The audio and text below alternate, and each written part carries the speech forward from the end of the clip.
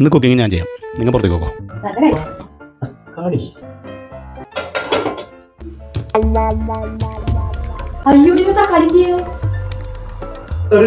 നിന്റെ ഒരു കറി വീടാങ്ങട് അടുത്ത ഫ്രിഡ്ജിലേക്ക്. നാളെ സാമ്പാറൊക്കെ എന്നോടാ അവന്റെ ഒരു തോന്നിയാസം. ഒരു കിലോ തക്കാളി അടി വീട്ടിലേക്ക് കയറി പോരും. ഒരു കിലോ തക്കാളി